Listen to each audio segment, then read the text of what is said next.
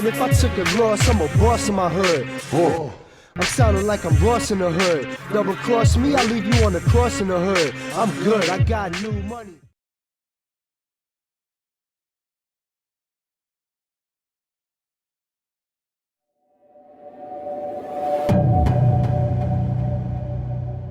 Here, what's good, my peoples? We back again with another real versus fake. Alright, this time it is the Shadow Air Jordan 10. New release, came out a couple weeks ago. I want to say like 2-3 weeks ago. But holidays was busy, so I'm getting to it right now. And as we can see, the boxes look a little different. On the left, we got the retail. On the right, we got the fake. They're both a 10.5. But the box on the right is a little bit smaller, and that's usually the case with these pairs from overseas, or you know, from across that water, whatever you want to say, UA, whatever the case. And the details in the box is quite more vivid on the retail. On the fake, the colors is like kind of stale. Look at the red on the wing logo, for instance. Looks totally different. One looks more, you know, bright. They both look kind of maroonish, but this one look more red. This one looks more maroonish, if you catch my drift. Right here inside the boxes, this looks like a brighter orangey red. This looks like a red. So, you know what I mean? Just throughout the whole box is going to be like that. Now the label, take a look at the label. Y'all could match them up, see if they're any different or whatever the case, but I can see just off the rip, that this is very skinny compared to this. Short letters, more bold. This is taller letters and less bold. All right, so the tag looks different, and that's throughout the whole tag. The Air Jordan, everything looks different. Usually the labels are like spot on, so I don't, you know, especially this far, you know, in advance how they are. I don't understand how they get. It's just laziness, or maybe the batch isn't really top notch, or maybe even just Jordan 10s period. They haven't really done much of those, so they're not really up to date with that 101 yet. And then the smoothness of the box, completely different than this. You can see the lines on the box, so that's, you know, major differences already. Plus the box just feels cheaper. When you pick it up with one hand, this box kind of crushes. This one does not. So major differences with the boxes. Let's get into the shoes, because that's what's more important. No stamp on the inside, and if you shake them, nah, I'm fucking with y'all. Get into the shoes. This one came with a GOAT tag. Funny. I don't even know if GOAT brings those anymore. But if you haven't checked out my review on these, go check that out. I posted it yesterday.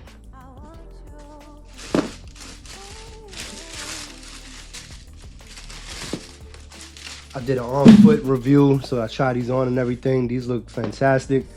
I didn't like them at first or whatever, but in hand, they fire. I really do like them. Now, one thing you're gonna notice off the rip is the color difference. This one's darker and this one is lighter. Now, you could take care of that by putting some mink oil on it or whatever the case, making it a little darker. That'll work 100%. But right here, for this purpose right here, I'm showing y'all the difference. I did see a video or a picture today from Sneaker Lover that his was more on point with the colors. So there probably are better batches out there. I don't think this is too bad though. We're gonna get into all the detail, but I think color wise is the biggest issue. But the paint job on the bottom is very nice throughout the whole shoe. So, you know, they did a pretty good job on it. Let's review. Let's do the left shoe. Let's do the left shoe. We're gonna freestyle this, do this together. Notice the differences together. Right off the bat, too, I see the sock liner. So far, I've done the Steel 10 real verse fake, and then now these real verse fake. And the sock liner, they can never get 100%. The black boxes, the checker boxes are too big on the fake. They're like, the scale is wrong. They gotta bring it down a scale or two, get that correct. You know what I mean? The length of the tongue seems pretty decent. This tongue is thicker than this one, so they made the tongue a little bit too thick as far as the height and everything. I think the retails are a little bit taller, tad bit. tad bit taller. We all know that. I'm not gonna put them on the scale because we all know that the fake ones is always a little heavier. As far as the Jumpman on the back, Jumpman is just stitching, so that don't look too bad. Maybe the color's a little darker, or maybe not. Maybe it's just the lighting on the direction, but y'all can see the color difference in the gray, right? I ain't tripping. All right, so that's the back of the shoe. Could take a look at the side tag while we here.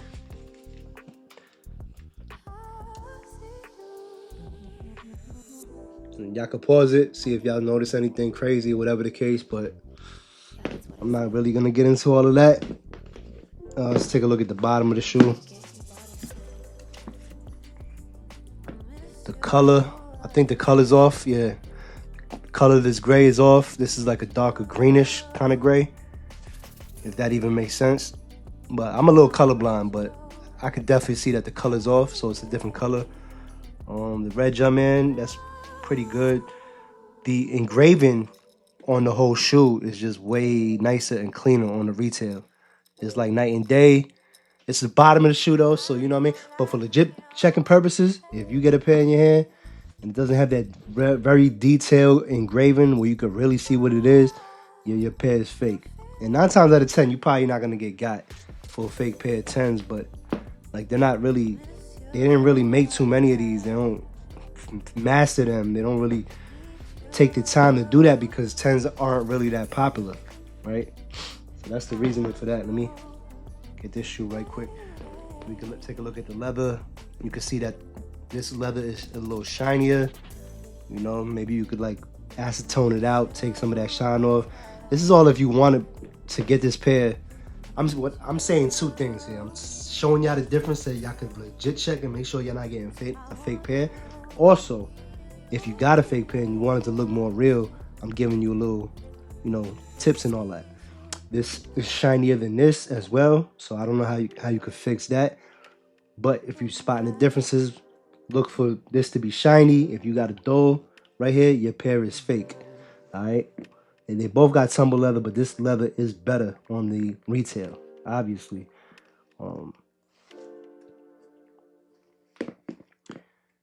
But the cut of the leather seems to be a decent height. So, you know, and I'm gonna put pictures of this side by side on my Instagram. So head over there if you want to check it out. It would be more detailed and you can see things more clearly, HD and all that. So go check that out. My Instagram is at the bottom of the screen, also in the description box. The shape ain't really that bad though. The shape, you know, I think the toe box is a little more slanted on the retail. What I noticed right now is this hole right here is a lot smaller than this hole, the lace hole. You can see that, and it's in a different spot. The fake pair is like closer to the top, to the sock liner. The retail pair is more in the middle, and the hole is bigger on the retail. The leather right here by the lace holes and everything is better. Same thing as here. Front of the shoe. Alright, so the front of the shoe, right?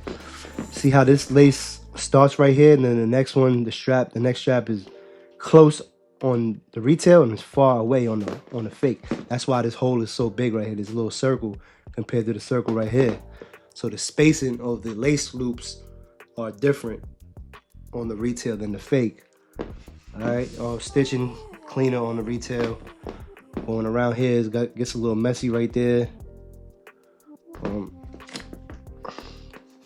Let's take a look at the tongue. The tongue is a little wavy right here, a little tiny wave to it. Also, the background of the Air Jordan, you can see it's darker. So you can see it's a lot darker on the retail. All right, let me show y'all what I mean. Boom. The background, the shading or whatever it is darker on the retail. Alright, the material feels good on both of them. Feels a little softer on the retail, I'm not gonna lie. And that's really it, man. Let's hit it with the black light and then take out the insoles and all that good stuff. See if there's any you know, ghost stitching or whatever. Sometimes there is. Nah, I don't see nothing. I don't see no ghost stitching. Actually, nah, I'm lying. There's some right here. I don't know if y'all could pick that up right there. Right there, right along that leather. Right there, that's the only spot so far that I see, and on this side too. See that right there? So right there, the black light will help. It doesn't always help you on all the shoes, but this particular shoe, it will. Because like I said, they don't really make the 10s like that. So you're not going to really get a 1-to-1 10. Sorry about that. You know what I mean? But they good enough. If you if a shoe, let's just say a 10 costs $500 and you don't want to spend that, they good enough to go ahead and get the dupe, save some bread, or whatever the case. I don't think nobody's scamming nobody with these though. It's always good to see the difference though. Always good to see. All right,